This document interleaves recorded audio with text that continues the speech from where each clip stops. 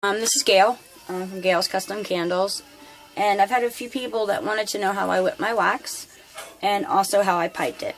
I'm going to start off with whipping the wax. I poured some wax into my pouring pot. I let it sit for a while. We're now at about 130 degrees. Don't know if you can see that or not. One thing, I just found these at Walmart. I don't know what you guys use to stir with, but these are amazing.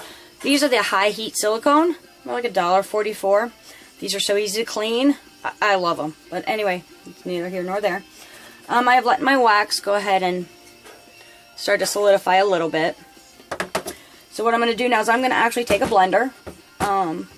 I took off one of the whiskers. I only use one because the pouring pots are so small. So basically now all I'm going to do is literally whip the wax.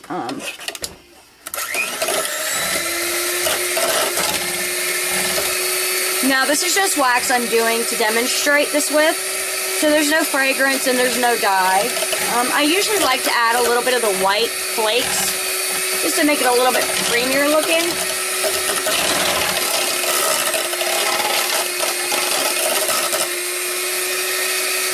Now this is going to take a few minutes. One thing that I have noticed that I like using the beater instead of just a regular whisk is that as I keep going, it's going to get whiter and whiter even without the whitening flakes. But what I'm going to do is I'm going to keep doing this for a few minutes till we get it a little bit more to where I want it. And we'll be right back. Okay, this is about halfway from where I like it. I continuously turn the beater off, scrape around the sides. This way I can mix it all together. Okay, give me a few more minutes. I'll be right back. Okay, this is about the consistency that I like it at. I think we're at about 108 degrees. Take my stirrer, get everything around. This is also the good temp for if you actually want to whip like an icing onto something. It works well too. But usually this is where I just take my spoon.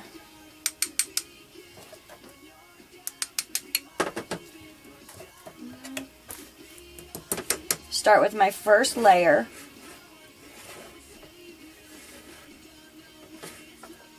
Because I want it to adhere good.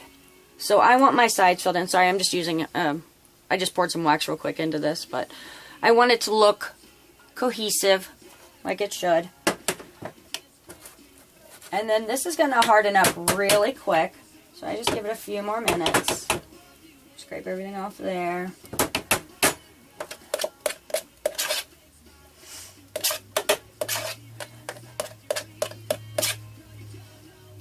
A little bit more on, and then I start using my fork.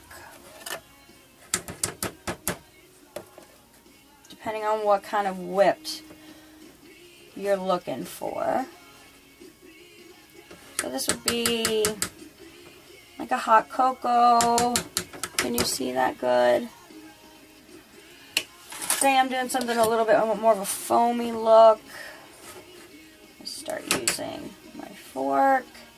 And as it dries, I just give it little curlicues. And that's it. That's really all it is. Finger wipe everything off. And that's basically what I do.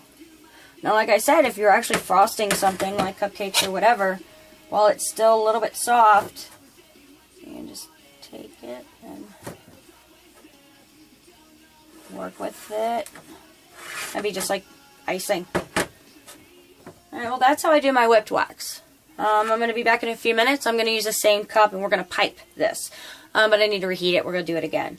Hope this helps. If you have any questions, just message me. Thanks, guys.